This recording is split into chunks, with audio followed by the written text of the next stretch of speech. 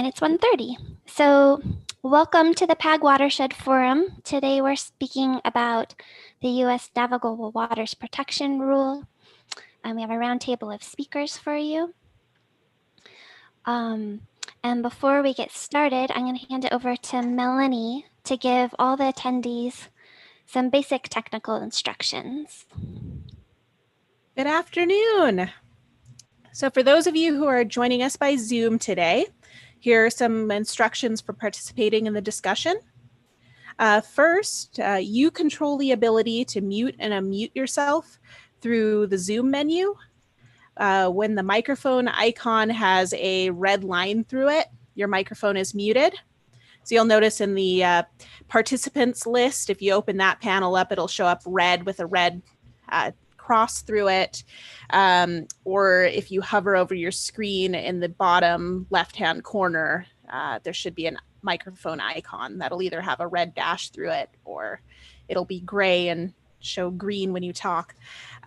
So we ask that you stay muted when you're not speaking, so you don't interrupt the speakers. At the end of each presentation, if you wish to speak, please unmute yourself, state your name, and wait for the facilitator to call on you. You may also share resources, questions, or comments in the chat, and we will verbally summarize these as time allows. So as you can see, the chat icon is circled on the slide, and you can open that up and chat. If you dialed into the audio conference using your telephone, press *6 to mute or unmute yourself. If you have a poor quality internet connection, try closing other programs, turn off your webcam, and connect directly to your internet modem rather than using Wi-Fi, if possible. The YouTube link on the agenda is an alternative way to watch the webinar, and there'll be probably a 15 to 20 second delay between what is said here and when it shows up on YouTube. Finally, a reminder, this is a non-voting, no-action forum for information sharing only. No decisions will be discussed that would lead to a vote by any PAG committee. While PAG and RTA meetings are conducted virtually, we want to remind the committee members that the meetings are open to the public. Right. Thank you. Thank you, Melanie. And thanks again to everyone for coming. Welcome again to the PAG Watershed Roundtable. Today's emphasis is on local water protections in light of the new Waters of the U.S. or WOTUS definition under the Navigable Waters Protection Rule that came out this summer. We last provided our PAG Watershed Committee and interested parties a meeting in January about Waters of the U.S. and the upcoming changes at that time. And our primary speaker was ADQ. And so at this time, we wanted to bring in local speakers to talk about the more local issues. And since that time, we've also been sending out regulatory updates and ADQ related webinars for you to attend to keep staying in tune to all the information they're providing. But today, our agenda includes first, since Arizona is delegated authority to issue the federal pollution discharge elimination permits under the Clean Water Act, we'll begin with a brief update by ADQ on their development of a screening tool that guides permittees. And then we'll move into the Flood Control District's presentation on regulatory safeguards and remaining uncertainties. And so this will expand to more topics such as 404 and 402 permits. Then we'll have the City of Tucson, who will provide perspective on local development and water quality regulations related to this topic. And then finally, we have the Pima County Office of Sustainability and Conservation, who will help us connect the dots to the history of water quality concerns, groundwater connections, and the future role of local communities. Next slide, please. As a reminder, And for those less familiar, please report any in-kind efforts to me. My email, I'll put it in the chat, is mmeier@pagregion.com. And we can include any time you've spent preparing for this meeting, attending this meeting, or any travel. Probably not a lot of travel these days. We can use that to match our federal funds with your local dollars. So let us know if you're paid by federal dollars as well in that email. We collect this time to help match our federal funds. So with that, I believe we're ready to get started. Our first speaker is Chris Montague Breakwell. He's Environmental Program Manager with ADQ, and he'll provide us with a brief update on the toolkit to provide guidance for Arizona permittees to evaluate Clean Water Act permit applicability under the new lotus definition. Just a quick reminder, please mute your microphones until the end when we open up for discussion. Great. Thank you, Chris. Welcome. Thank you, Mead, and thank you for inviting me here today. I'm going to grab screen sharing ability. And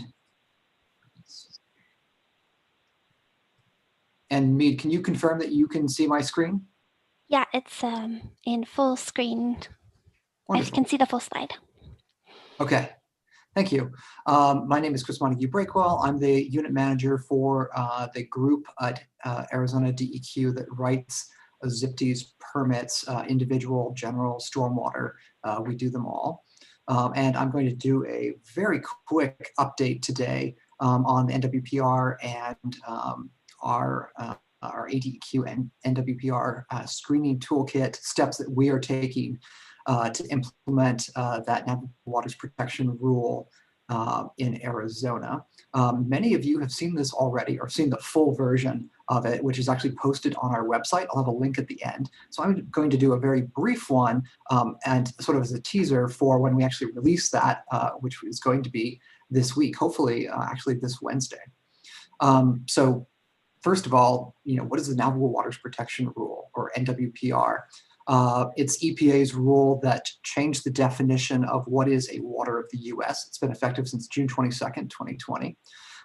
That is important, or what is a water of the US is important, I should say, because that is the trigger for requiring an ZIPTES permit. If you do not discharge pollutants to a water of the US, no ZIPTES permit is needed. And in fact, ADEQ does not have authority to issue you a permit if you are not discharging a pollutant to a water of the US.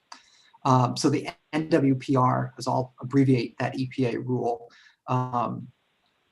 changed that definition of what is a water of the US, or modified it, I should say. It's not a complete change, but changed it to those that are relatively permanent. Unfortunately, federal tools needed to make a definitive determination of flow regime permanence are not yet in place.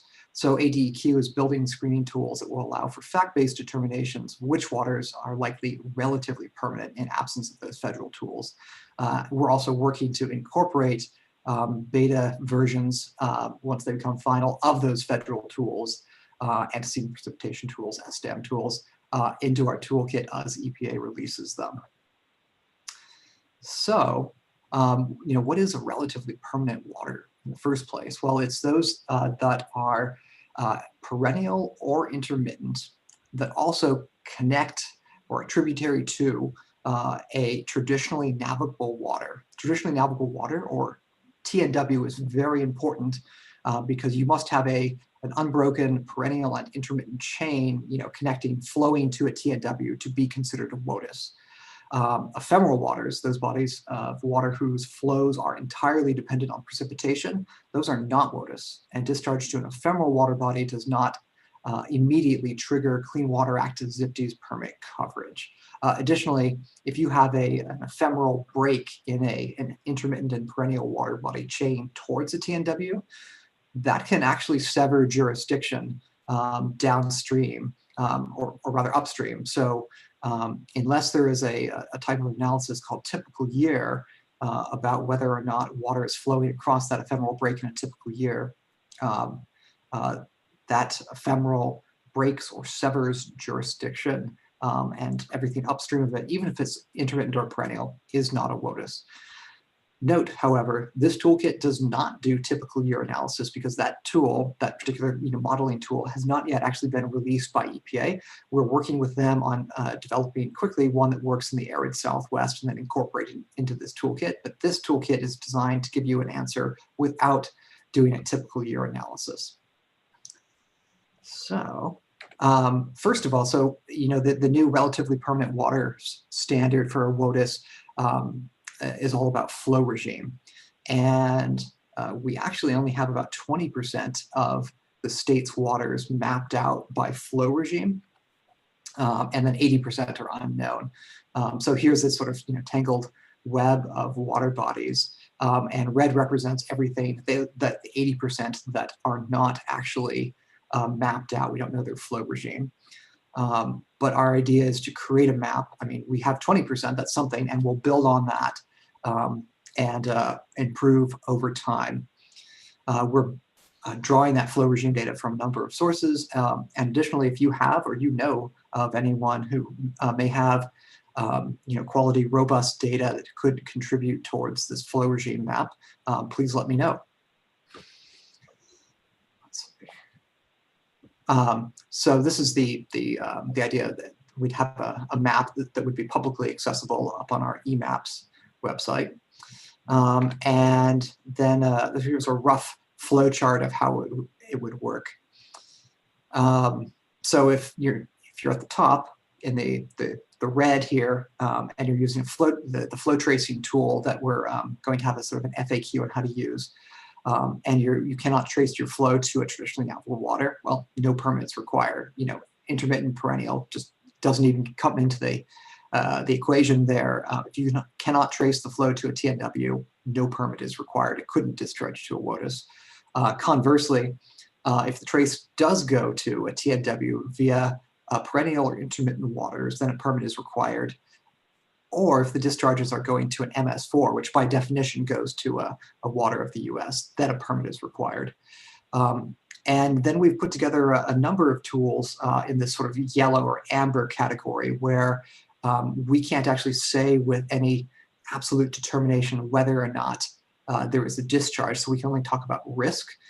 So we've put together a riparian corridor analysis, groundwater, snowpack, to help channelize conveyance, to help folks get an idea of whether or not there's a risk of a discharge to a water of the US. But ultimately, in those instances where there's no hard data showing there's a discharge, DEQ isn't requiring and cannot require, absent that information, someone to get a permit. It would be up to the permittee to use this toolkit, apply other perhaps site-specific conditions or information that they have, and decide if they want permit coverage. I should say, just a final word, so ADEQ and EPA are the final sort of decision makers on whether or not someone needs a permit.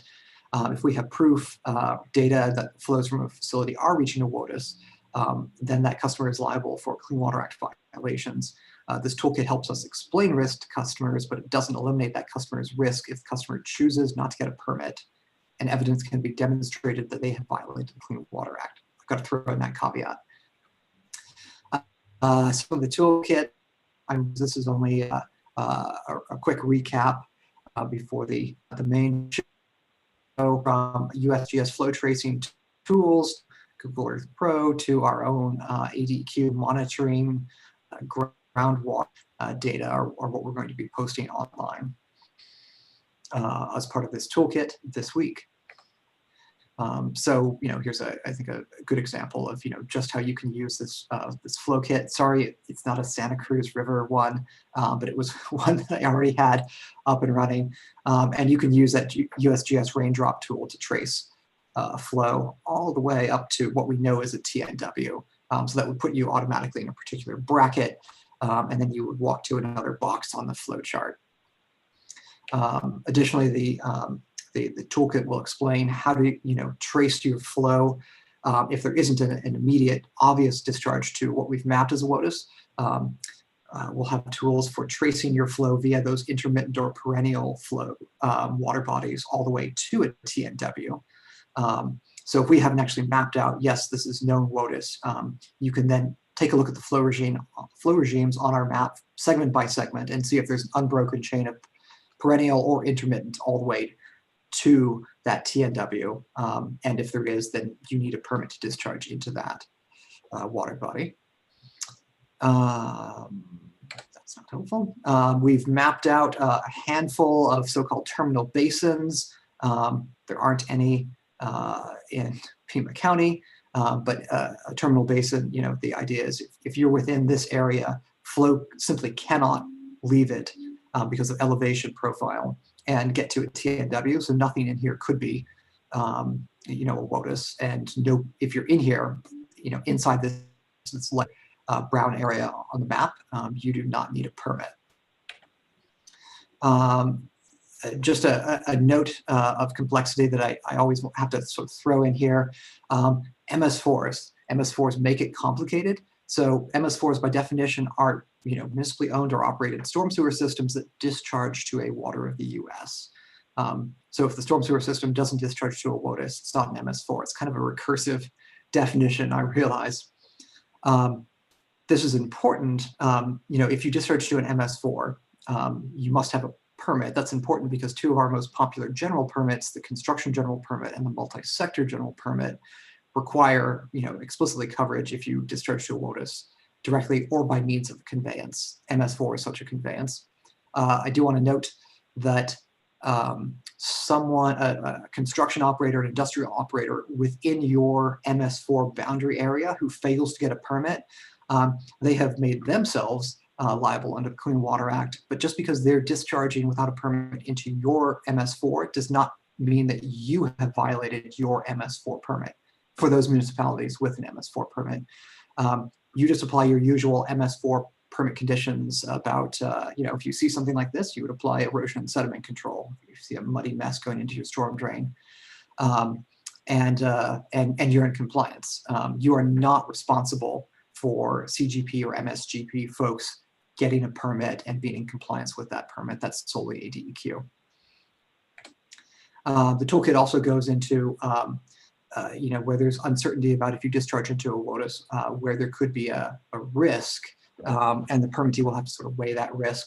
And I think the most common type of risk would be, is there a continuous channelized conveyance running all the way from your facility's discharge to a water of the US? Because if there is, then you, and pollutants can, via that channelized conveyance, reach a water of the US over any amount of time. The Clean Water Act has no time cutoff. That is a discharge that needs a Clean Water Act permit.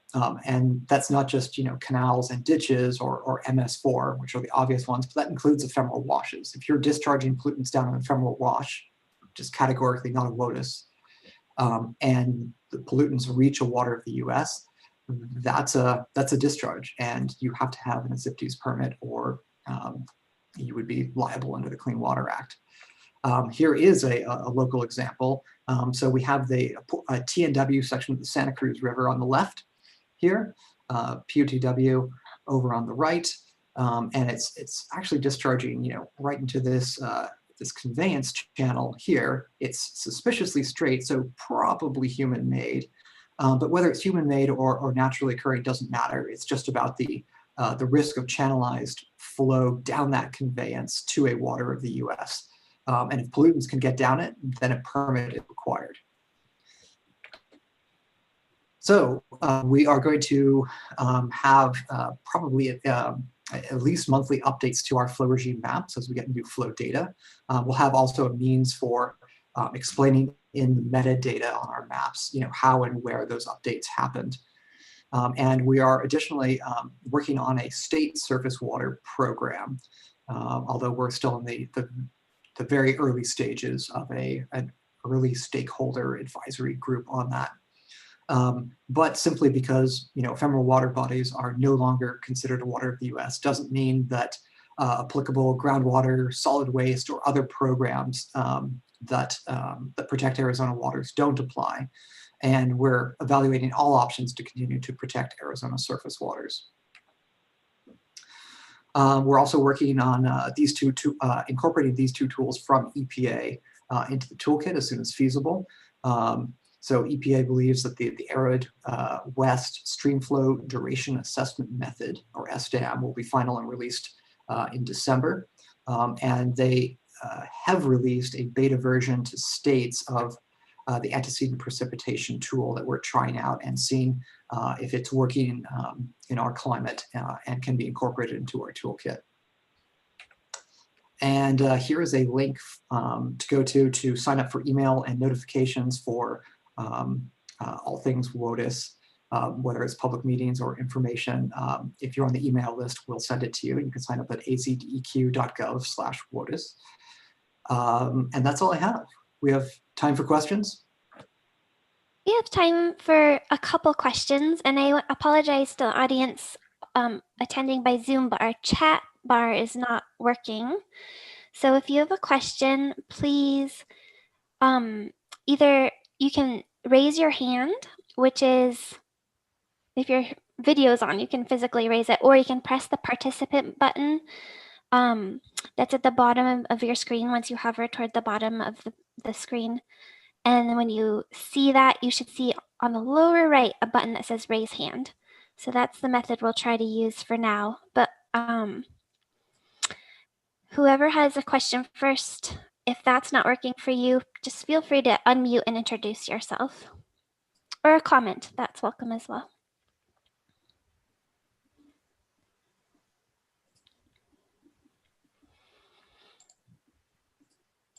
Just checking through.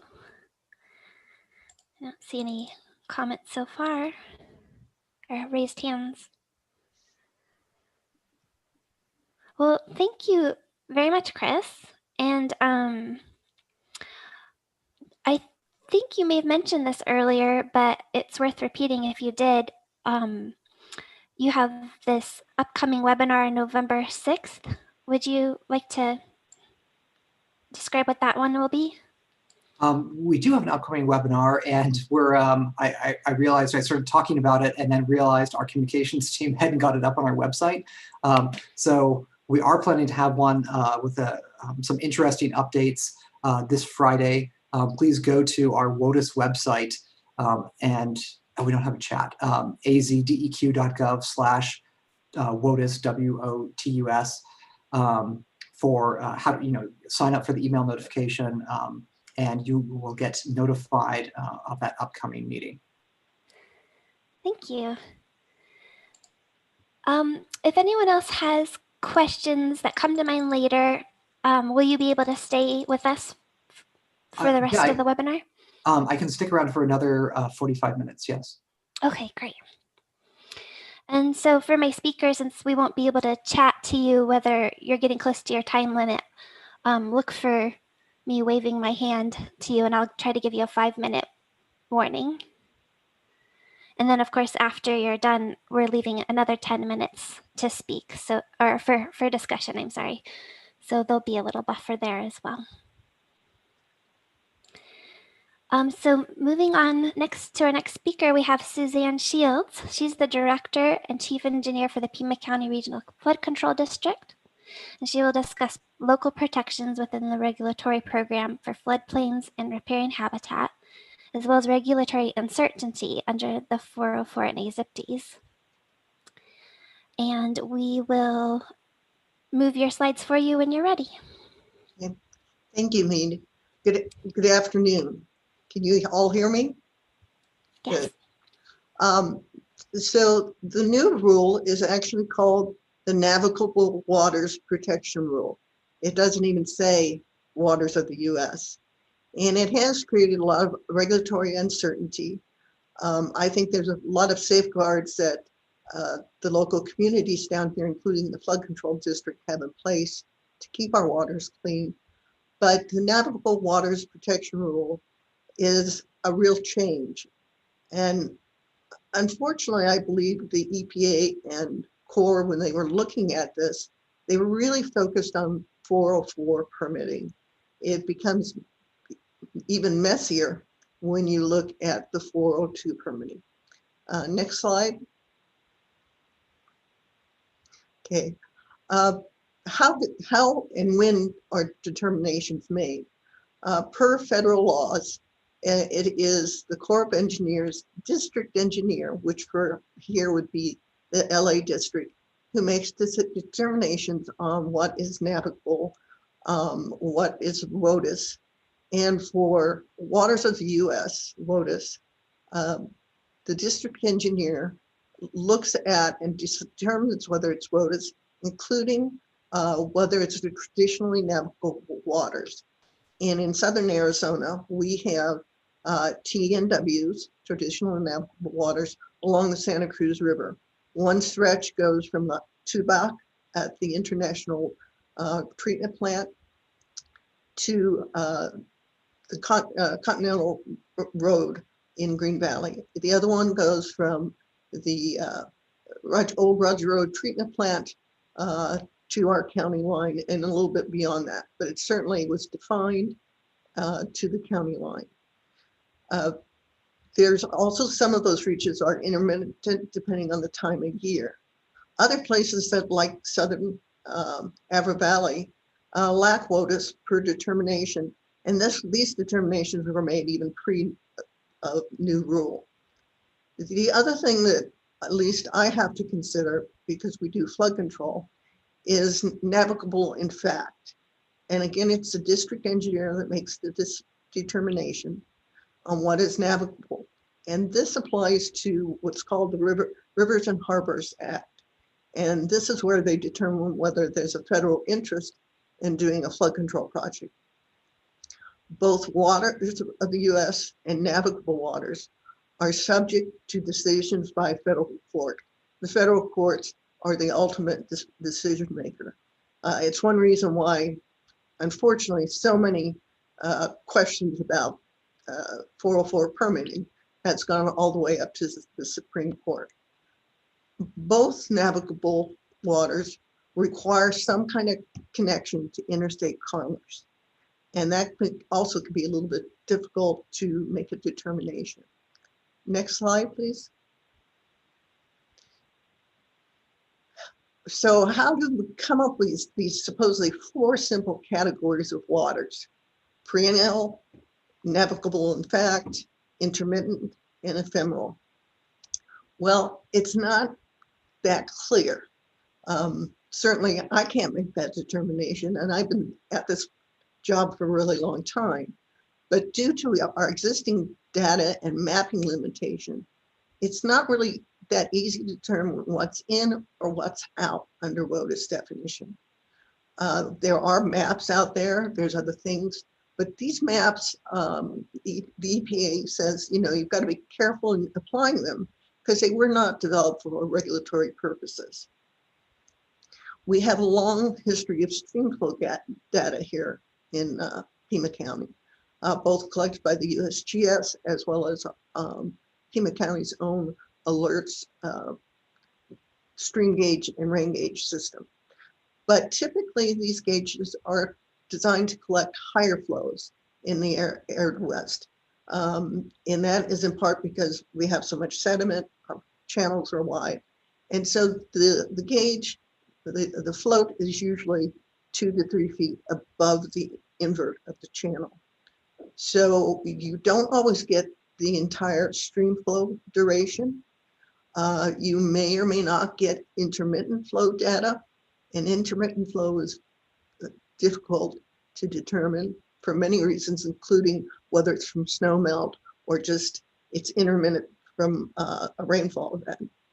The Corps of Engineers is really relying on, in a typical year data, does flow go from an ephemeral stream into a lotus in any typical year? I believe we do have some data that will help us make some of those determinations. And I've been asking my staff to go through our little over 30 years of rainfall and runoff data on our major rivers to see if we can demonstrate which tributaries in a typical year would flow to the Santa Cruz River. Next slide. The question came up, this is their simple map defining this. So far, what is waters and what isn't waters. And initially, it even looked like portions of the Santa Cruz River might be considered isolated waters, because the Santa Cruz River does not flow to the Gila. It's only flowed to the Gila once, and that was in the flood of record of 1983. So the question is, as these rules developed, they went back to looking at what was a traditionally navigable water, as well as where is their effluent being discharged, because there was never any intention on the EPA's part to not regulate wastewater treatment plants. So effluent, it's been determined that effluent dominated streams are still waters and still will be subject to regulation. The one memo that has me scratching my head is something, it was a memorandum of understanding between the EPA and the Corps on the traditionally navigable waters exception for being susceptible for commerce. Based on reviewing this, it would be a thing that would have to go up. They call it being elevated, taking it up to the commanders and the upper management and EPA and review. And this was put out in June 2020.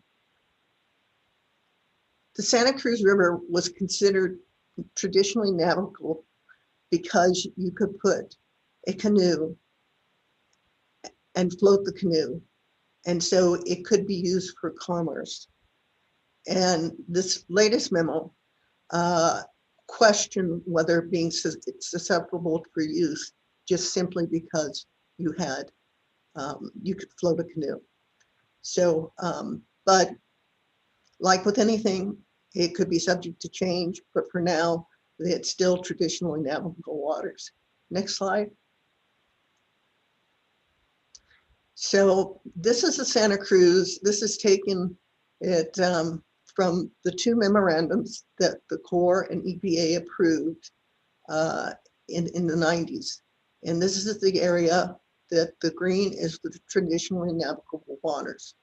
So you can see where our major tributaries, the Cañada del Oro to the north, I'm doing clockwise, the Rito and Pantano, and then the Julian Wash flow into different portions. And so the question is, especially because the Rito and the Cañada del Oro flow into a TNW, the question is what part of impact are they to both our MS4 system as well as any other permit. Next slide. So I'm sure the people that have to do designs of projects, whether public or private, are trying to wonder, how do we manage during this lotus when it's undetermined? Well, the Corps of Engineers is still providing preliminary jurisdictional determination, PJDs, and they're still valid. So they are moving to what they're going to call approved jurisdictional determinations, HAD forms, but they do not have a whole process put together. I've been talking with the Corps of Engineers. I will be working with them to help us define what could be considered an intermittent stream or what could be connected to the Santa Cruz traditional navigable waters. So the most difficult issues to look at is intermittent, because does that mean one flow once a year for a short duration caused by rainfall? And the rule would indicate no. Intermittent needs to be from either groundwater flow or snowpack. Determining if in a typical year the flow will impact the TNW or other lotus. And then the upstream tributaries, are they isolated waters or do they connect to the lotus? Examples for us might be Savino Canyon and Cienega Creek. Next slide. So one of the things that does impact us is the Rivers and Harbors Act. It applies to flood control projects constructed by the the Corps as well with the local sponsor. There's a federal interest in what's called these 408 facilities. And many of the requirements for these 408 facilities are the same as a 404 permit. And in fact, if you're working on these facilities, you must have a 404 permit. The regulations do not say that you must be in compliance with the Clean Water Act. It simply states you will have a 404 permit. So these kind of permits do the typical environmental review of cultural and biological resources. It's also something that we can help you with.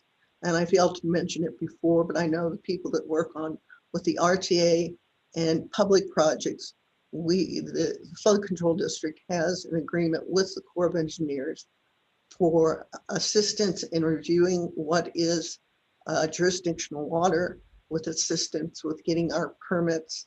And so it's the same person, Kevin Grove from the Phoenix Corps office, also works on these 408 facilities. So we try to run this as a one-stop shop, so there won't be any questions on how to get permits. Next slide. Uh-oh. This one I messed up. This is not Rivers and Harbors.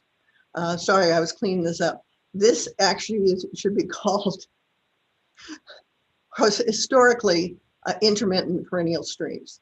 And what you see is the Tanque Verde, and to the north into the Sabino Canyon, Bear Canyon, and another tributary to them that could be considered intermittent washes.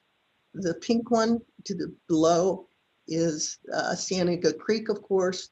And the question is, are these areas still isolated water, or are they the historical perennial intermittent streams? Next slide. So since I messed up and didn't have the slides of 408, the 408 facilities are the entire Rito River, Arroyo Chico, and the Julian Wash, including what is from Gulf Links all the way through the Keno Environmental Restoration Project to the Santa Cruz River. So those would require a 404 permit, and I'm still in discussion with the Corps on whether or not they might be considered lotus. So what are we going to do? My suggestion for all of you is still to get a preliminary jurisdictional determination. Projects take 2, 3, 5 years to get done. And they're good, these determinations are good for the first 5 years and can be extended another 5 years. And that at least gives you a starting point to know how to plan out your projects and decide, do you have any impact?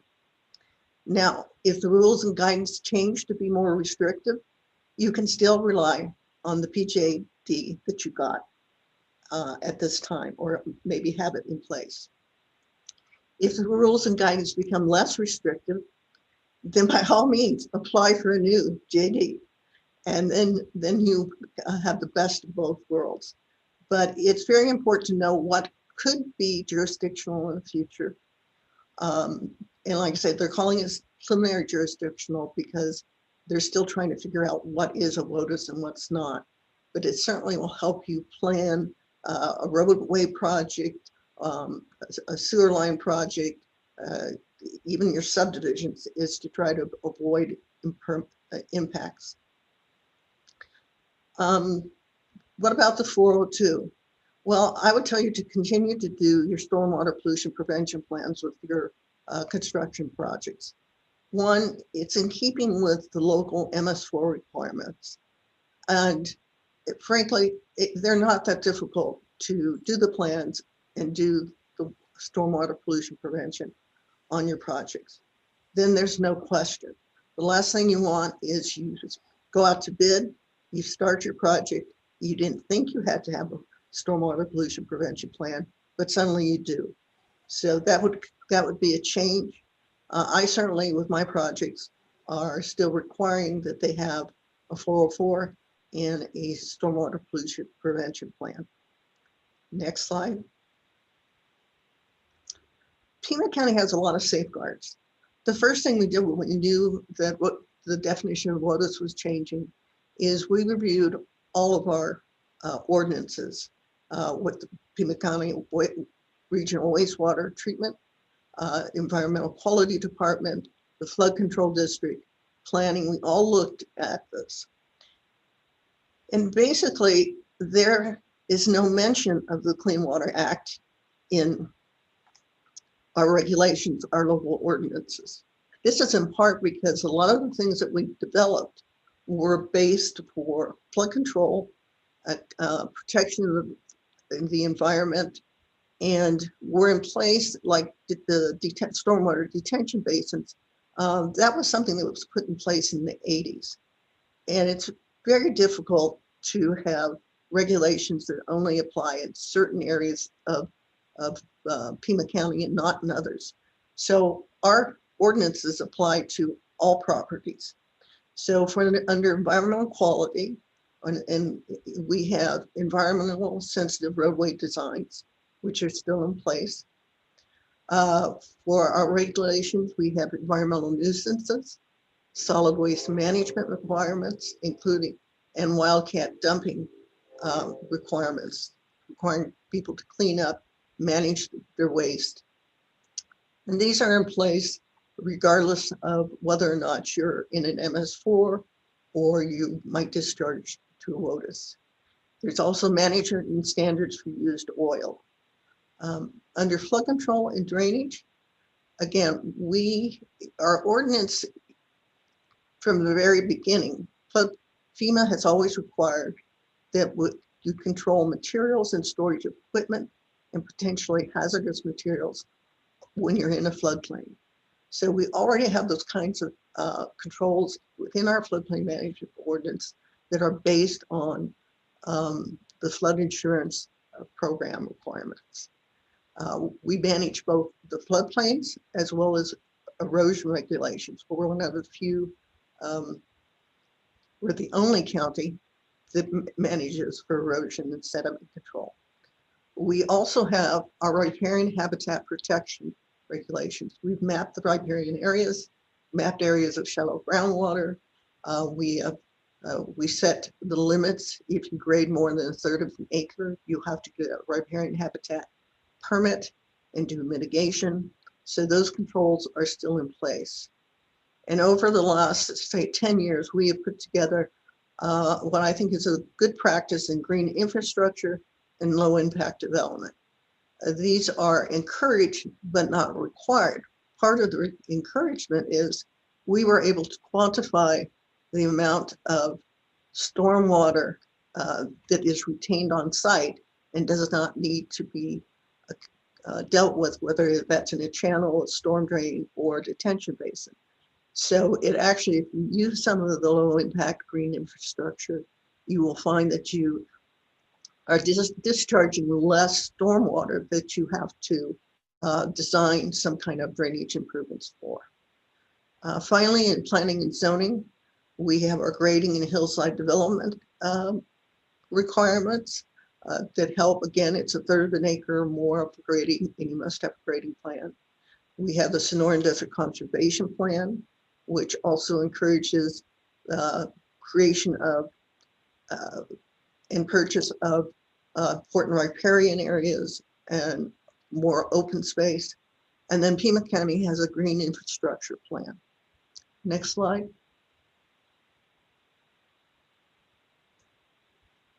Okay, here's an example.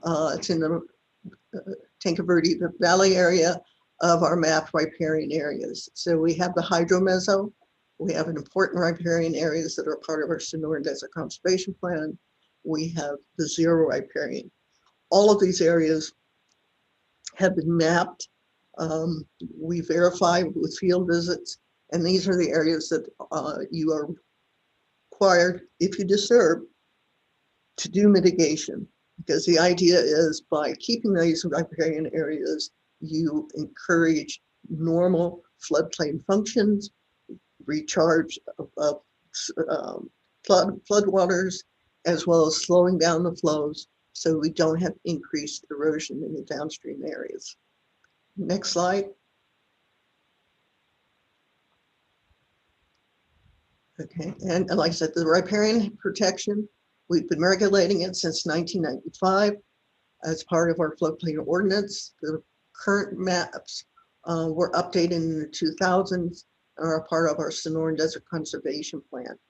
Regulates disturbance greater than 1/3 of an acre, prioritizes avoidance and maintenance of natural floodplain function, and requires mitigation of disturbance with a ratio based on the habitat type.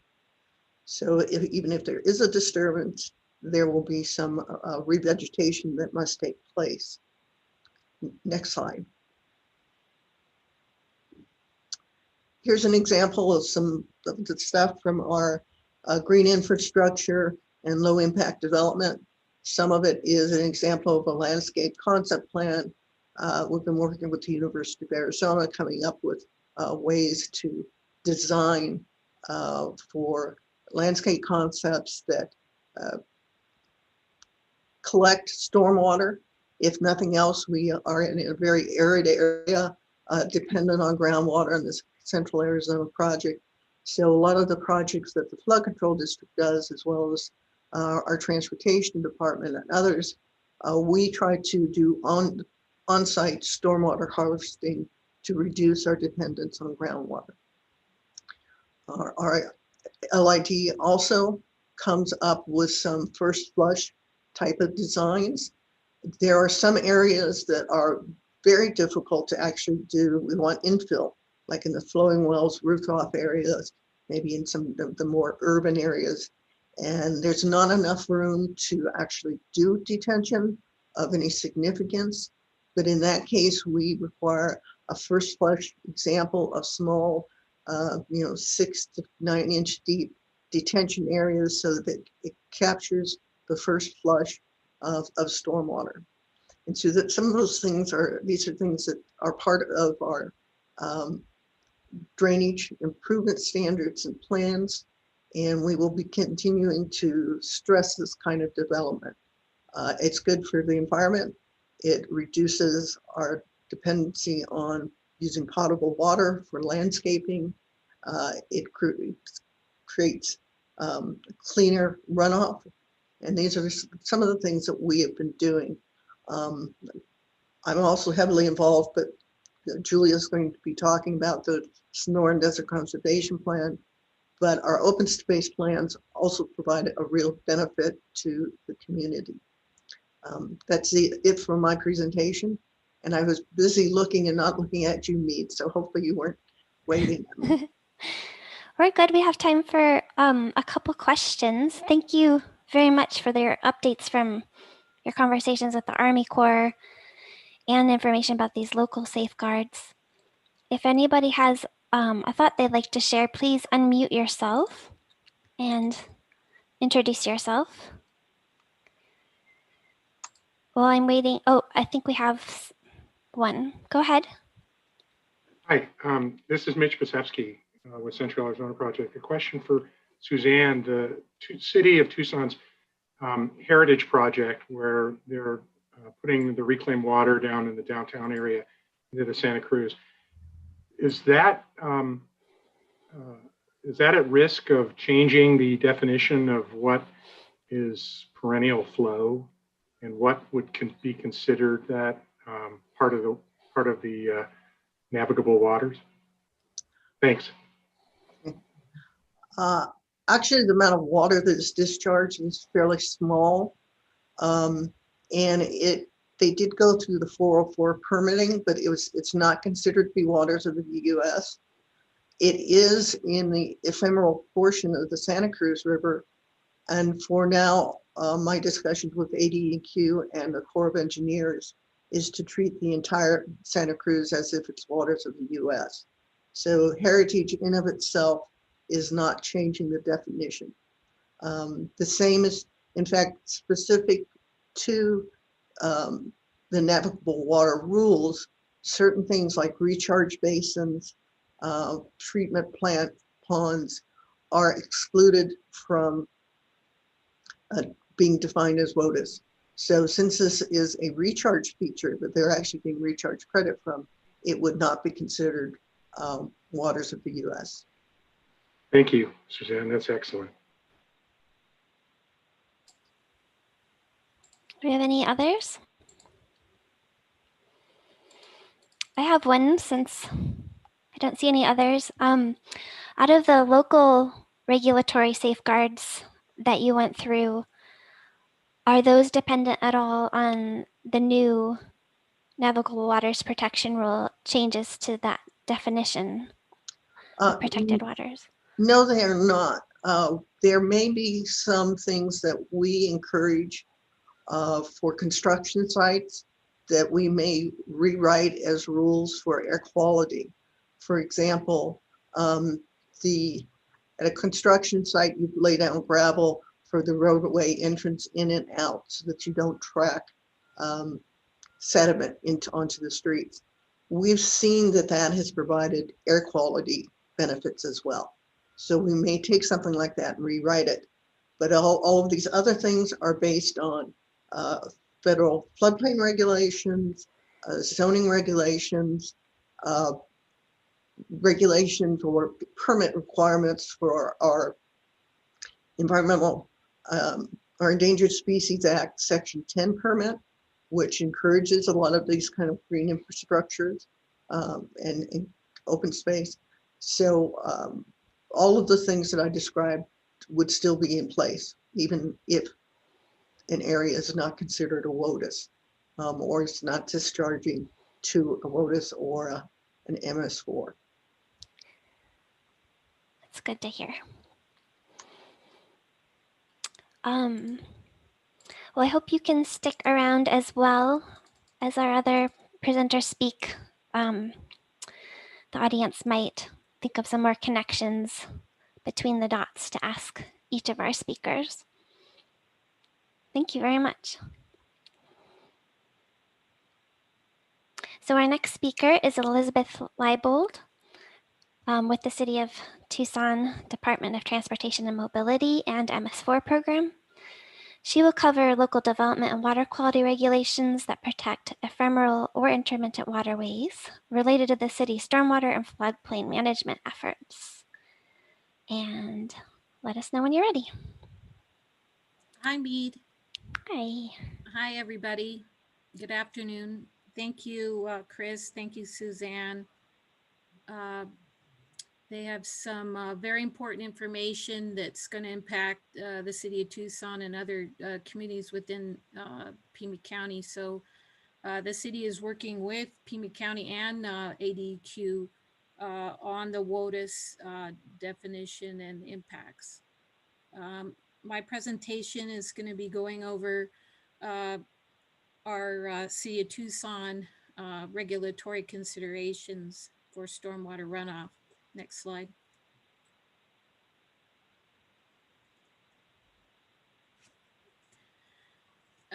We're going to be concentrating on the City of Tucson stormwater permits and that we get through federal and state regulations, as well as regulations pertaining to folks within the City of Tucson limits. I'm not going to be covering City of Tucson wastewater discharge regulations. Next slide.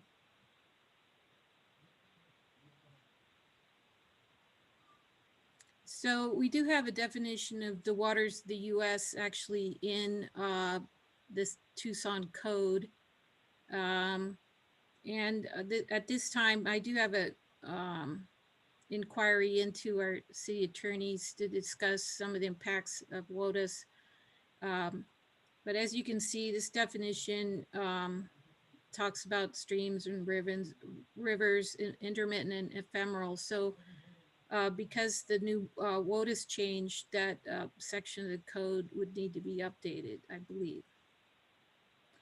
The EPA and the Department of Army, as Suzanne says, defines the scope of the waters federally regulated under the Clean Water Act. And as Chris mentioned, this was effective June 22nd of this summer.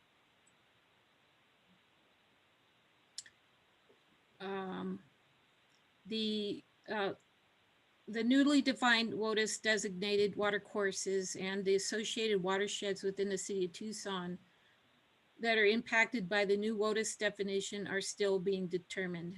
And so that's the main message I'm passing along to you today, is that we are still waiting for additional assessment within the city of Tucson to see if there is additional WOTUS segments, or how we impact the WOTUS. In other words, like Chris mentioned, we are MS4, we're actually MS4 large. I think the county is a MS4 medium, phase 1. We're both phase 1, MS4. And so we do have storm drains that are throughout the city of Tucson, and streets and other connecting stormwater systems that do flow to the Pantano, the Rito, and to the Santa Cruz. Next slide.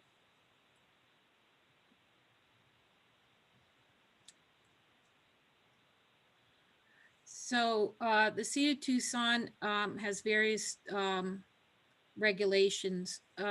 So for instance, for the stormwater permits that we abide by, we follow, of course, our MS4 permit. We actually have a MSGP permit, or various MSGB permits. Those are for special types of facilities within the city. We have a de minimis permit, and that tells us what things are allowable versus what's not allowable within the city limits. For instance, if you had a car wash activity for your church, that type of thing is considered de minimis. But there's also other regulations within the de minimis permit, such as making sure certain types of pollutants are tested for, and certain conditions applied to check for pollutant or compliance. Pesticide permits, construction general permit, all these types of permits are something that not only the city has to abide by, but local development. At this time, the city of Tucson is applying for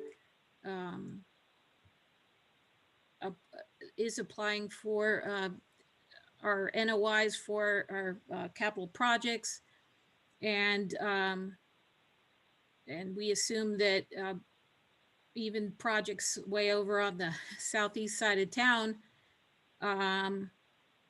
are triggering receiving water that, which means that we likely are impacting WOTUS, or that we comply because we're part of the MS4. Some of these clarifications are still being worked out. The floodplain stormwater and erosion hazard management code provides us with the floodplain ordinance and the stormwater ordinance. I'm getting some beeping here. I'm wondering if somebody's trying to contact me. Is there a question?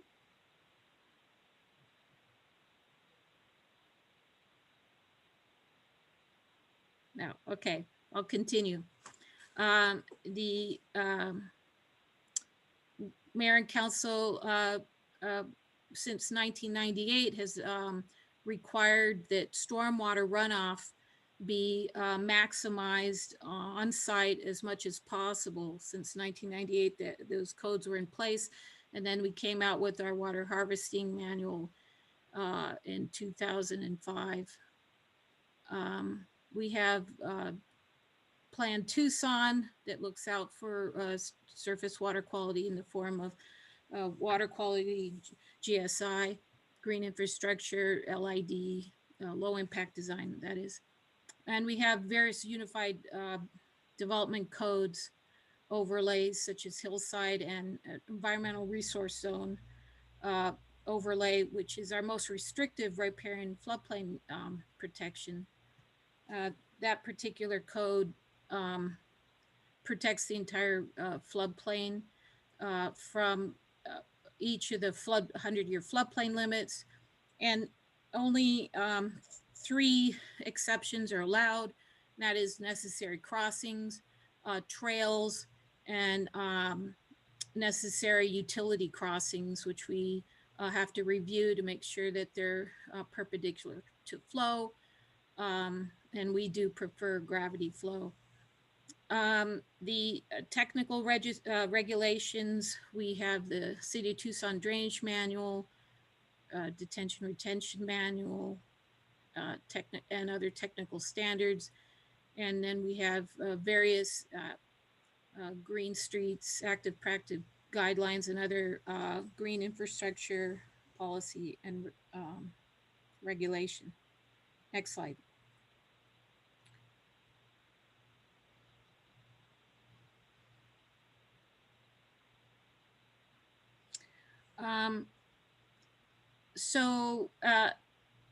As I mentioned, the EPA and the Corps define the waters under the Clean Water Act. And the state has been given the ability to make changes to state statutes and regulations to regulate the waters that are no longer jurisdictional under this final rule. And that was part of the WOTUS regulations that came out in June.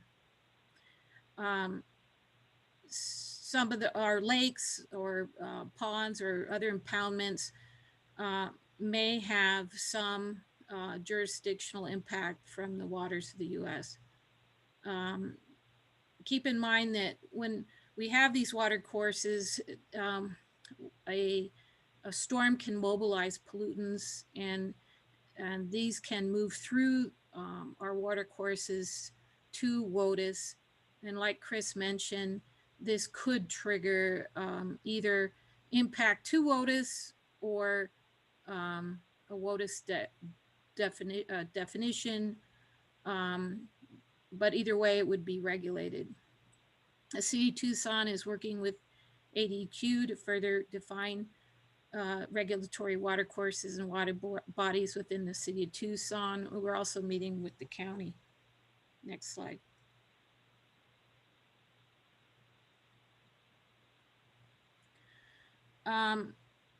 This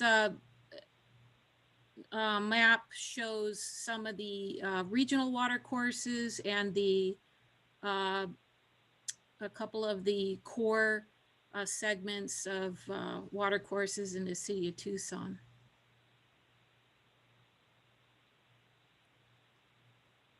This may or may not be used by ADQ to add additional WOTUS, or it may be used to define waters of the Arizona, or as Chris has stated, he likes to use the term WOTI, like hippopotamus.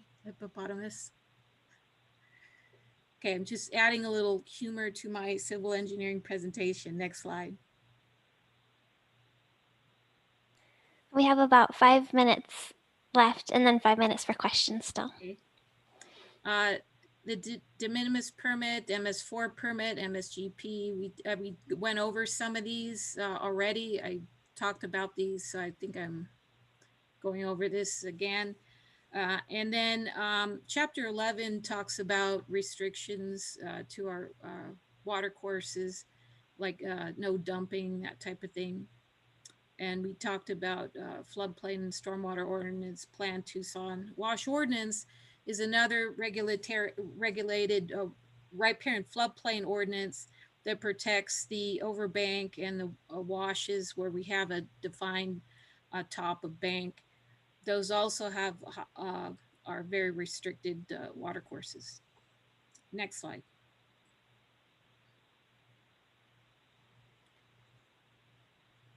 Okay, so the stormwater ordinance references the Clean Water Act, and it talks about enabling the city to comply with the applicable water quality provisions. So we intend to follow up on the updates and make sure that our codes are compliant. And as you can see, stormwater is stormwater and pollutants are defined. Next slide.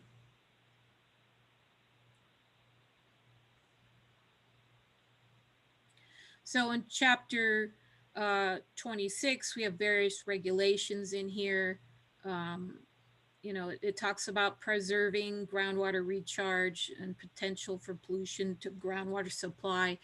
Those are part of our permit considerations. Next slide.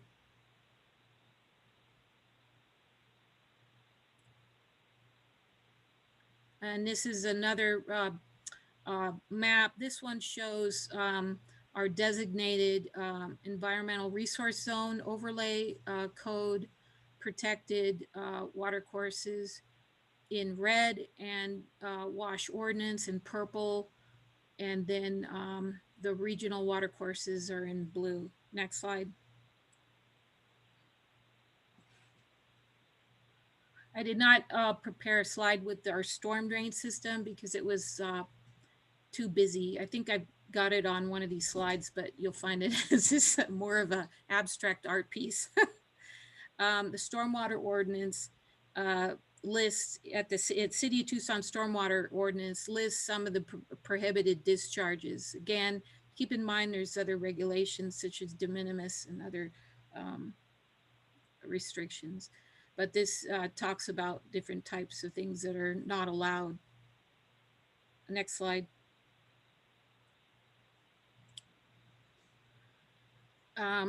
So, and then this is part of our chapter 11, not allowing things to be dumped into the washes, not allowing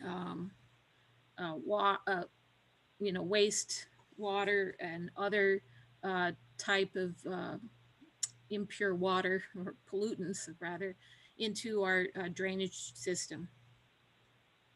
Next slide.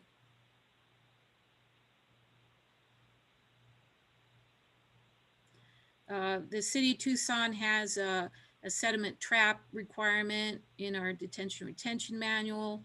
Our first flush SQS requirements are in the 2005 water harvesting manual.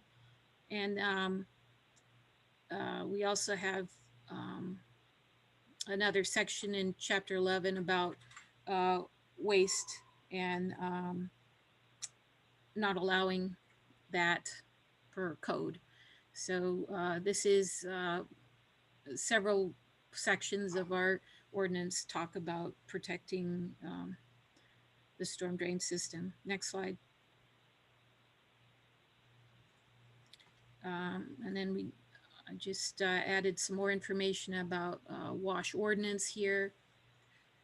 And you know, besides surface water quality, it's we're looking at maximizing groundwater recharge and protecting existing vegetation and restoring, reestablishing riparian floodplain. And then it also will help to reduce our heat island effect, urban heat island effect. Next slide. You can go to the Tucson Water website to look at water quality reports.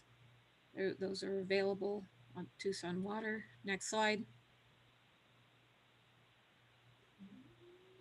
And then this is a map of the many drainage systems throughout the city. So in general, water does flow from the southeast to the northwest where the lotus is located. Next slide.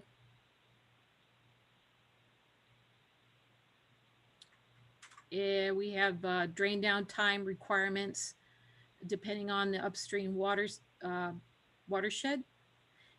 to where a location might be. So we use this to help protect us against various issues, but We also have a 15% reduction for the 210 and 100-year storm events as a development requirement, but all other projects have to abide by keeping the pre-developed conditions. Next slide. Something to keep in mind that within the city of Tucson, the majority of the soils are not similar to the surrounding areas. We do have a significant different type of soil type. It's much more harder. Runoff characteristics indicate that there is a higher runoff potential. We have soil type that are soil group A, B, C, and D, and then we also have caliche. And these all contribute to a little bit faster runoff rates. So it makes the city of Tucson use a more detention approach rather than retention like you might see in some of the Phoenix and Marana areas. Next slide.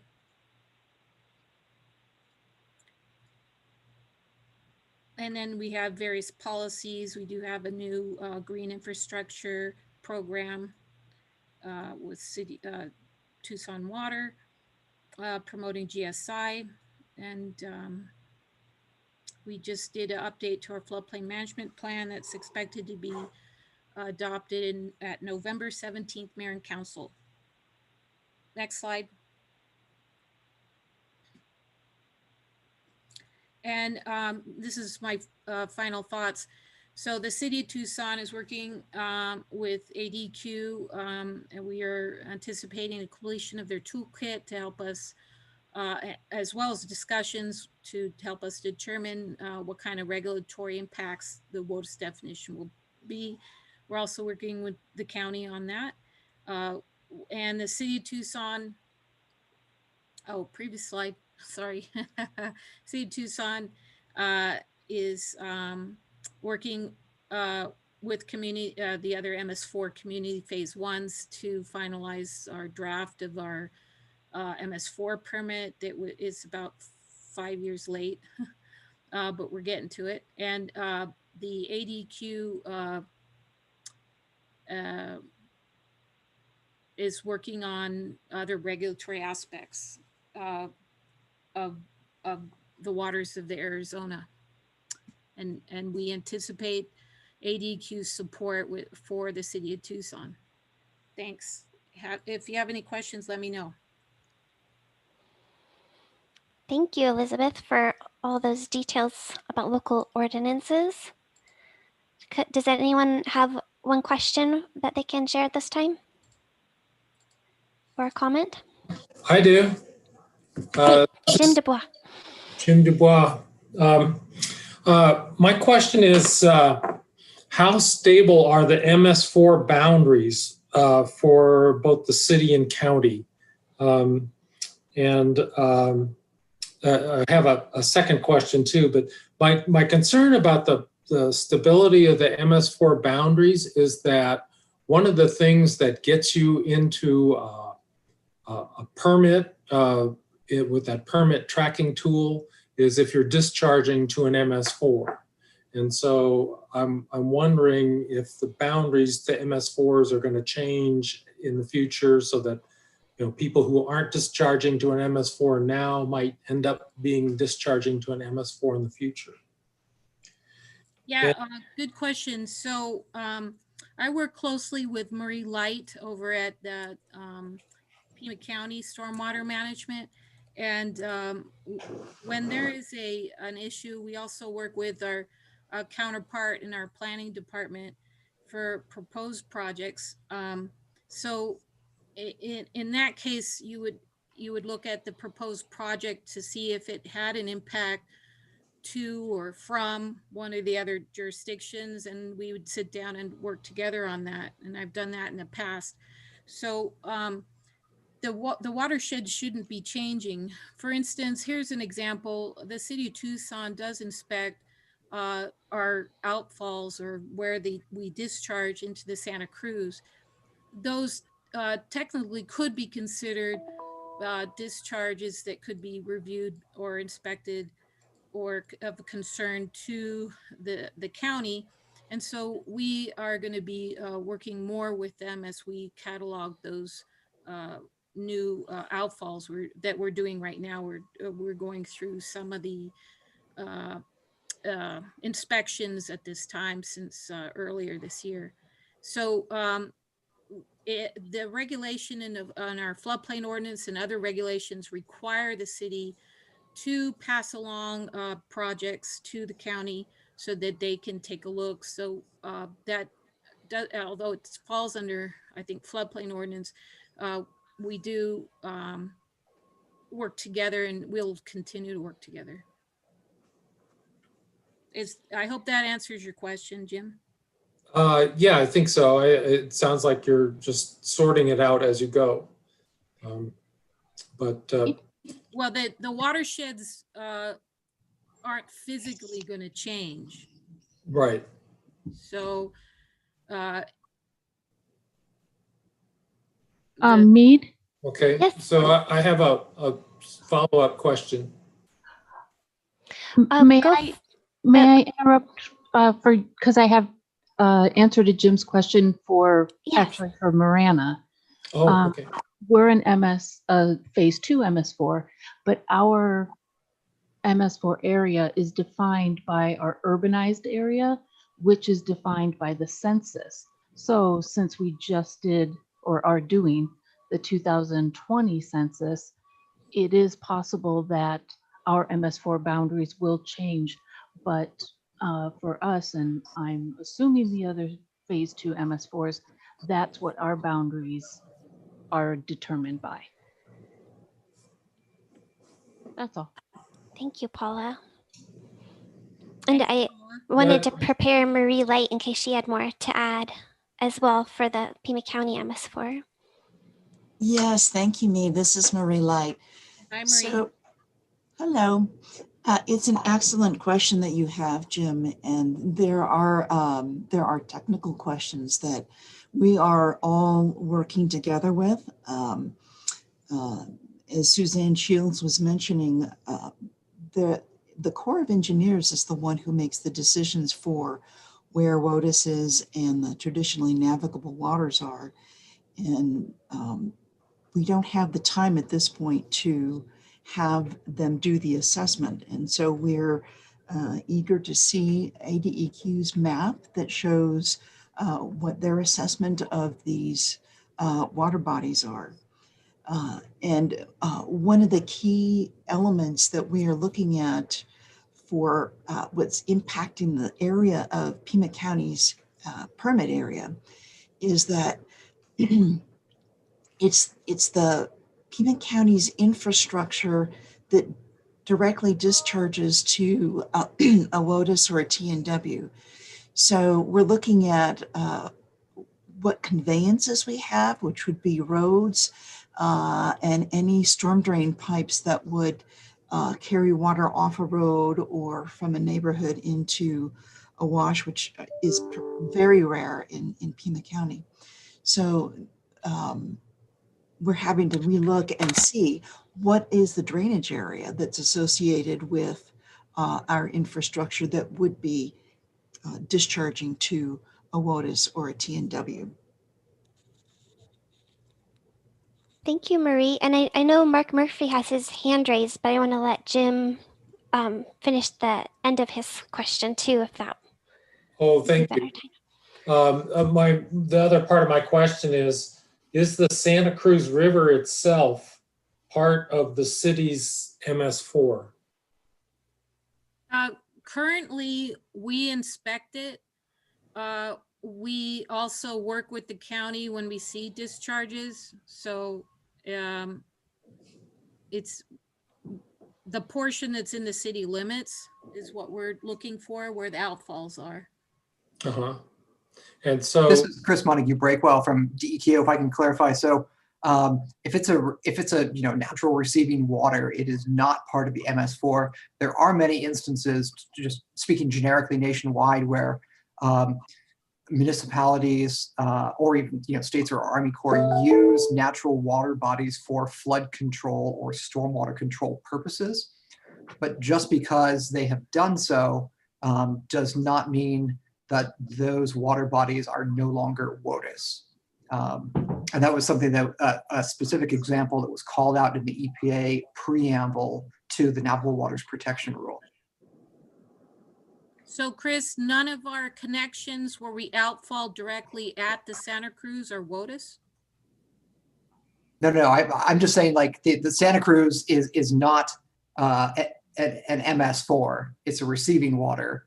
Your outfalls, that doesn't change the status of your outfalls. Your outfalls are part of your MS4.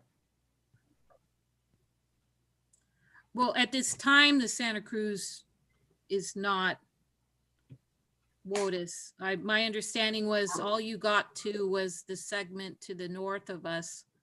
Oh, that's correct. And I apologize for not clarifying that. Not all of the Santa Cruz is currently designated as WOTUS. There are two sections that are absolutely in, the TNW ones that, Suzanne and others have mentioned. But whether or not there are, intermittent or perennial tributaries to them without ephemeral breaks, there isn't any immediate obvious one. So it's really just those two TNW sections that are known WOTUSes on the Santa Cruz as of today. Thank you. And to everyone for covering those stormwater related concerns. Mark, are you ready with your question or comment? Can you hear me? Yes. Okay. Isn't there one more presentation though? There is, and I hope everyone can stick around for Julia Fonseca's presentation. Okay. Well, I guess, I don't know whether she'll discuss this or not, but well, she won't discuss this because I wanted to actually drop a little bit of an insight in here. I was on a call late last week, that involved the Albuquerque district of the Corps. And it was specifically asked of this gentleman who was in charge of the regulatory function, his name is Justin Riggs, whether or not an effluent dependent stream that would be ephemeral if there was no effluent is considered WOTUS. And he said I guess he was representing the Corps, I don't know, but in his opinion at that moment, it was not WOTUS. That because the flow was dependent upon human introduction of water into the stream, in other words, it was not natural, it was not WOTUS. So I don't know. There are reaches of streams in Arizona other than the TNWs that are effluent dependent. I don't know if that way of interpreting things will last, but that was a little bit of an insight. And I don't know, maybe Chris can talk about the state designating effluent dependent waters in a different sort of way than the feds would. I don't know. Chris or Suzanne might even have some insight on that type of uncertainty. Initially, I thought what the Santa Cruz would be considered an isolated, it's a ephemeral stream, but the LA district says it's still considered a traditional navigable water. So we do have to be careful because each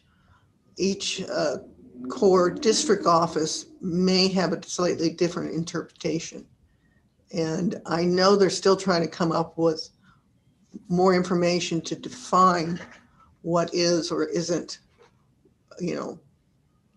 regulatory. It's going to take a while.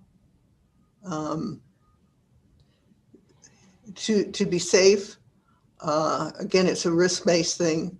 We're going to be treating those two segments as traditionally navigable waters and looking hard at the ephemeral reach to see where it may or may not be impacting the downstream traditionally navigable waters in terms of, in a typical year, does flow from this location get to the TNW?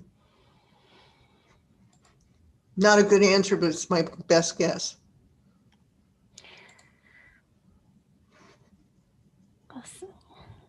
Have to find out with time.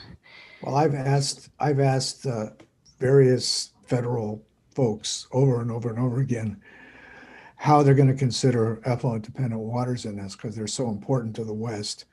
One might even consider the heritage reach to be an effluent dependent water. But I haven't gotten a straight answer, it seems like, from anybody that was in any authority to say something that may or may not happen. So I think we're all in the same boat. They really have to get this figured out. Yeah. Hi, Mark, this is Chris from ADEQ. You know, I know it's risky to sort of, you know, shoot from the hip, but it was my understanding that the Navigable Waters Protection Rule was really kind of agnostic about how or where the water came from to make a water relatively permanent. And that, you know, if there was a, you know, human source for that flow that was making it relatively permanent, I mean, into a natural water body, of course, or contributing enough to make it relatively permanent, that's enough. But I think that, you know, EPA spoke mostly in terms of EDW's contributions to groundwater and what would or would not be jurisdictional. So they were speaking of it in sort of a groundwater sense, not in terms of a plant going directly to a surface water EDW.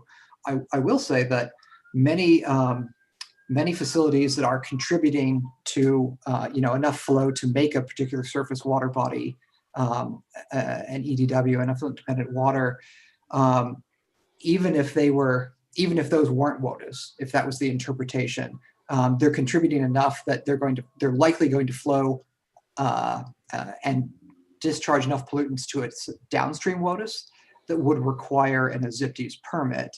So we haven't had anyone, you know, discharging to an EDW telling us, hey, we don't need to get a permit. That would be a very tough argument to make, frankly. Thank you. Thank you, Chris. That's helpful. And if we have more effluent or stormwater questions, we can come back to them. But I want to jump into Julia's presentation. And I realize we're running a bit late, so I hope you all can stay for this. She has a nice broad perspective on the purposes of these water protections and local history and what future role the community can have. So good afternoon. Can everybody see the screen? And how's my volume? Great. Okay, good. So thank you. I've been asked to speak about how to protect our water supplies, and we've heard a lot already, I think, about how there are many local protections for surface water. So I want to focus on groundwater, potable groundwater especially, and also on the gaps in the protection. And so I'll be sharing some ideas about what we could do locally, and hope to hear some from you as well. Let's see. Okay, so our Pima County Board of Supervisors has been very supportive over the decades that I've been here in this community on the subject of protecting water quality. This is an excerpt from one of their resolutions, and direct staff to all staff, not just staff in a certain department, to do their part in maintaining water quality.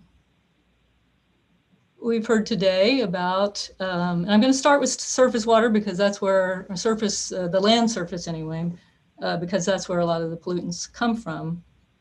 And we certainly heard a lot today about the AZIPTES program and how that's changing. There are many different types of AZIPTES permits. This map shows kind of the distribution of different activities. Most of them are in the Tucson metropolitan area. And we've heard today too about the gap in, the growing gap, I guess, in the contours of the program. The new rule has a focus on the protection of the traditional navigable waters shown in orange here.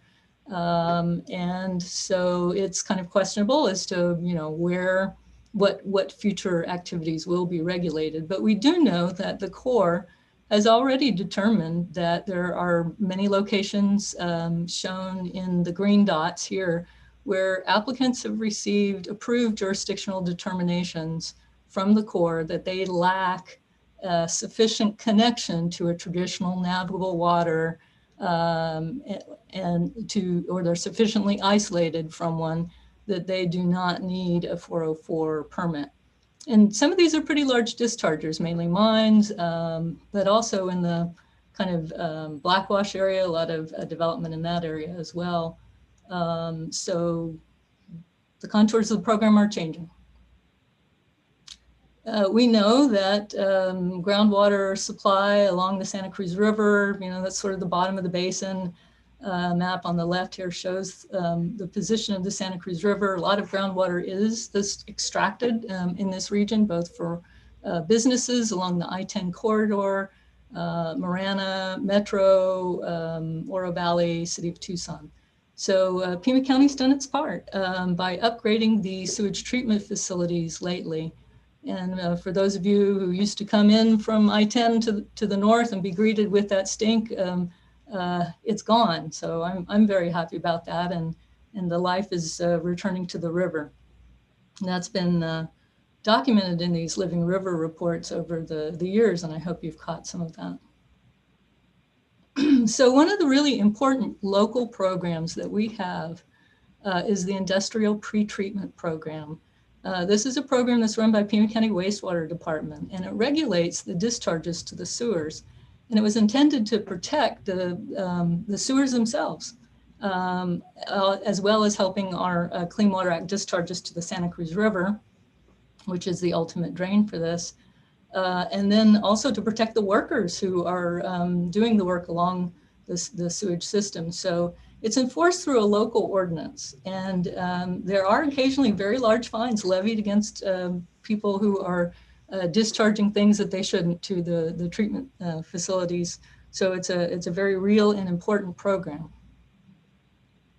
One of the gaps is that there's a whole series of emerging contaminants that are discharged by the sewer treatment facilities, as well as other places, but primarily through the sewers. These include pharmaceuticals that people excrete.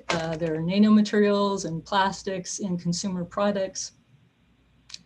We have disinfection byproducts that come as a result of treating the water so that it is potable in some cases. And then we have waterborne pathogens. So the real question is, how effective is the treatment facility, as well as, once it gets into the Santa Cruz River, the wetland treatment and natural soil aquifer treatment that occurs along the Santa Cruz River.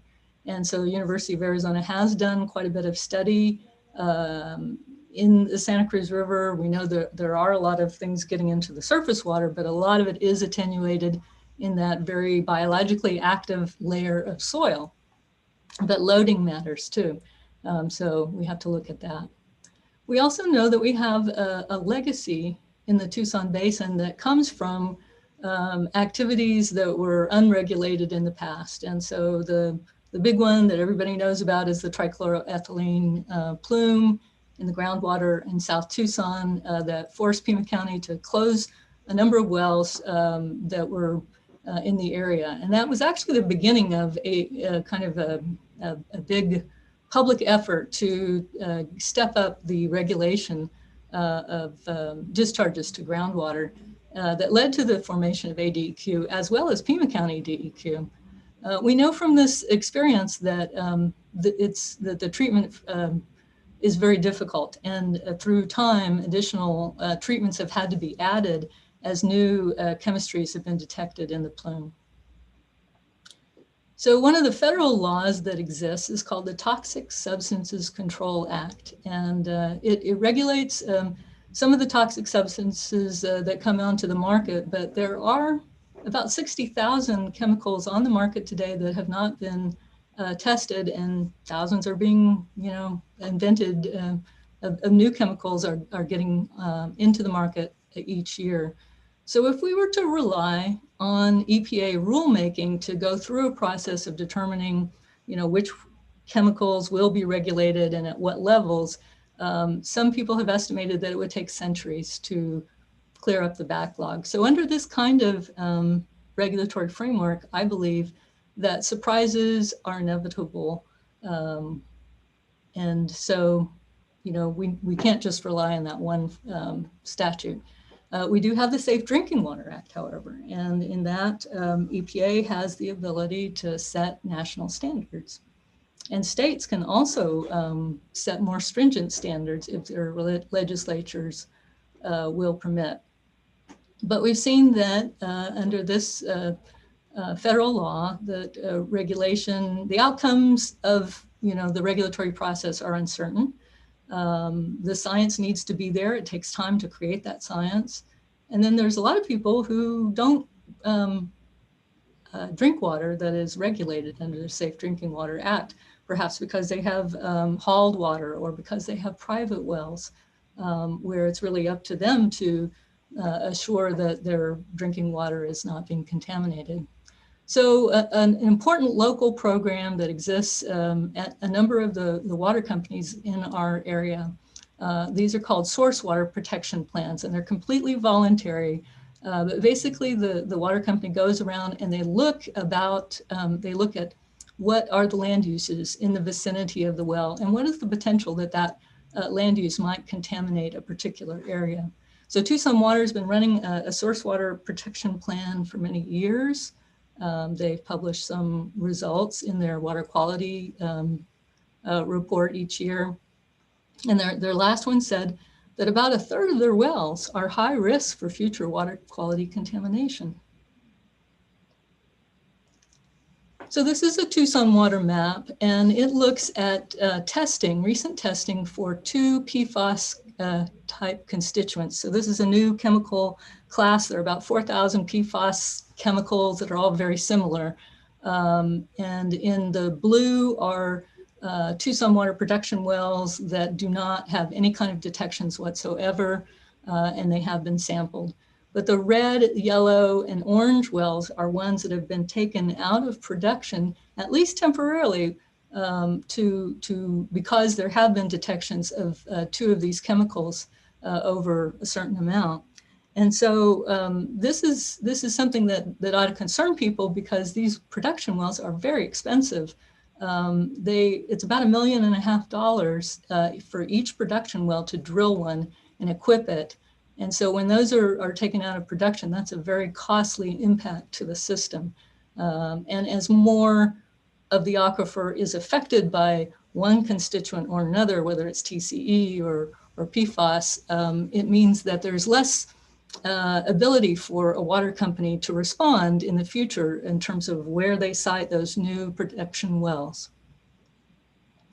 So to summarize, the strengths of our existing local systems are detection and monitoring once contaminants reach the aquifer. We also have very good georeferenced land use activity maps. We have a good understanding of the aquifer, how that works in our area where most of the population and potable water supply is being drawn from.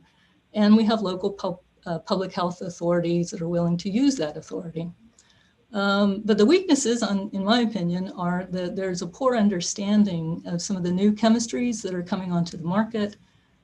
We have a fraying network of, understanding where discharges will be regulated in the future. I think we can tell that there will be some areas that will not be regulated in our region.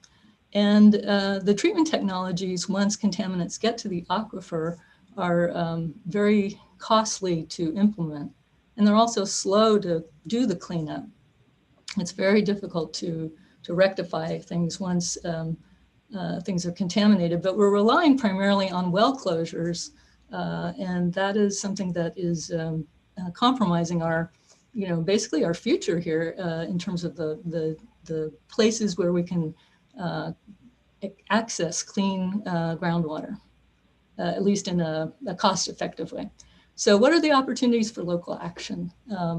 Well, one thing, these are just my ideas I'm sharing with you. I'd like to hear yours, but I think we could look at, in our area, do we have, what are the primary chemical classes that are being discharged to the land surface and to not so much the sewer system, because I think, you know, the pretreatment program is a pretty good program for that, but look at where is the next big surprise coming from in terms of those chemistries that are being introduced. And once we know more about those, look at some risk assessments for which chemistries are chemicals are going to pose the most concern here. So who's most vulnerable and where is most vulnerable in our particular region. And then, you know, rely on one of our strengths, monitor some of these high-risk chemical classes, but closer to the source, on the land surface, preferably before things get to the aquifer. Another idea would be to unify the source water protection programs with land use and water supply plans. So keep in mind that typically the water companies are not the ones deciding land use, and that elected officials sometimes lack information about the types of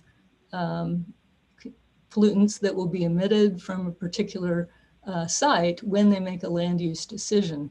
Now, on the left-hand side here is a map of the CAVSARP and SAVSARP systems. It shows you all of the little wells and the pipelines that exist out here, probably, I don't know, $1 billion worth of infrastructure. The city of Tucson has stated its opposition to I-11, in part because of this investment in this giant storage area out here in Avra Valley. So that's an example of kind of unifying land use decisions with water supply plans. Another thing that could be done is to work with the universities, Davis-Monthan Air Force Base, and other businesses on looking at what kinds of waste products they're emitting and how can those waste products be reused. Perhaps there's resource recovery that could be done in other businesses, spin-off businesses based on those waste products, rather than having those be disposed. And then the last thing is a special one for Pima County. Pima County generates a lot of the biosolids in the community. And so what is the long-term strategy for disposal of biosolids? The Association for Water Resources, American Association of Water Resources has some principles for groundwater management. And these principles can mostly be implemented at a local level. Save the last. So aligning law with science, the state and the federal governments retain the authority to set standards for pollutants. So we cannot address that. And that is something that needs to be done at those levels. And finally, I want to just leave you with a statement here from a group of people who lived here a long time ago. Tucson has been here for 4,000 years. People have lived here. And if we want to continue to live here, we need to take good care of our aquifer, especially for the potable water supply. Thank you, Julia. I'll let people read that quote. Well, I wanted to say thank you for connecting it to groundwater issues and the importance of managing pollutants before they reach the groundwater. And it was really interesting to see the map of a reminder of the importance of our groundwater system in the Avra Valley area, where we don't see the traditionally navigable waters mapped out that one of the other presenters showed. So I appreciate seeing those guiding principles that we could consider for guiding local ordinances or what else can be done. Since we do have the APP rules, but there are things we could do to prevent the contaminants from reaching the groundwater. I want to open it up to other people for their thoughts as well. Please unmute yourself if you would like to add to the conversation.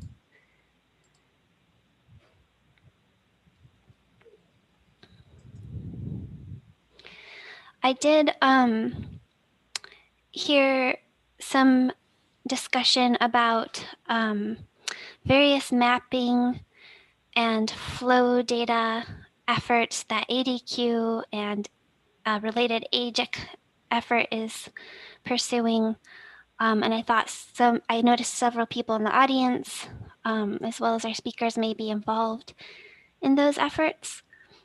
For example, some of the challenges I've heard mentioned, like Suzanne mentioned, was that some of the flow data is just peak flow and not the base flow that's available. And some of the maps that are available for intermittent flow areas are, they may have been submitted to ADQ, but they were defined on different terms.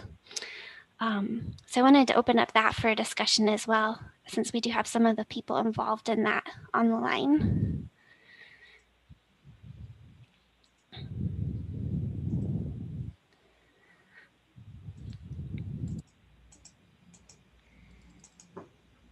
And if our other speakers have any other discussion you'd like to share between each other, please feel free.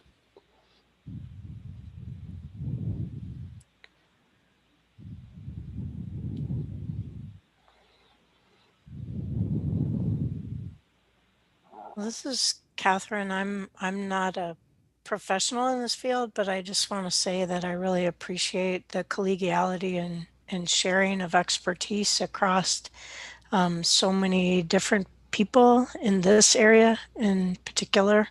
It's heartening to see people work together and think together, because I think we come up with such better solutions when we're all working together.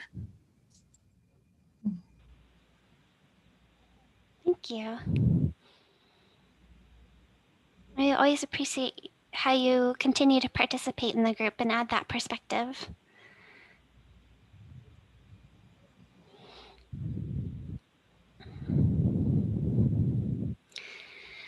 Julie, have you seen any community actions being initiated based on those principles that you've listed there, or your past community action slide?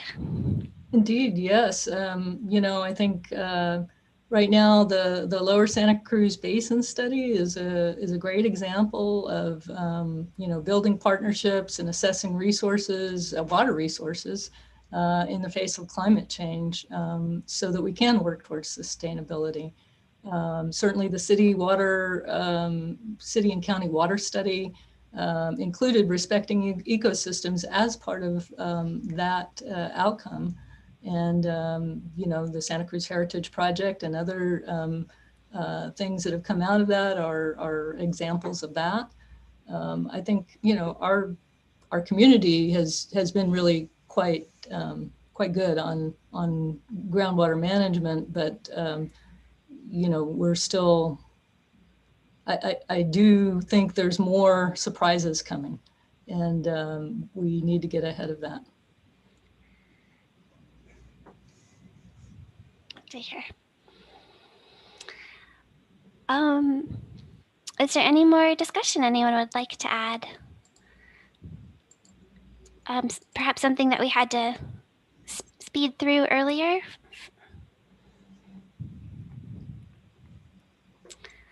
Mead, this is Chris McVie. Great.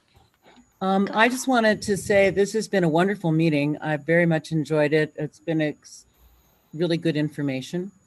I thought I might also just call the group's attention to the fact that there is an ongoing project right now and a survey at the Regional Flood Control website regarding work from the Santa Cruz, from like Grant all the way to the county line. There's a series of approximately 16 different projects that are being evaluated and ranked in terms of priorities. And one of them, and I'll just use it as an example, is a series of fire breaks that would be established so that were fire to take hold of the river at some point where we have riparian vegetation based on effluent flow, et cetera, we'd be able to limit that to some extent and protect habitat investments we've made with threatened and endangered species. I'm a really big fan of what's happening in cooperation with the city and the county right now. So that's all I have to add. But I would encourage all of you to take the survey on Flood Control District's website so that we can get the input of folks who are actually really interested in these issues. Thank you. Thank you. We'll email that out if we can to everybody. Fire is certainly on people's minds this year. This is Elizabeth. Thank you very much, everybody. I'm gonna have to take off. Really appreciated everybody's presentation, and I'd like to talk some more with Julia at some point too, separately. Thanks so much, PAG, all the PAG folks for putting on the presentation, even though we're kind of early on having final determinations. I think it's a good time to discuss it and get our thoughts out there, and so we can move forward together. Appreciate it. Thank you for presenting, Elizabeth, and to all of our speakers, and for increasing this dialogue at this phase.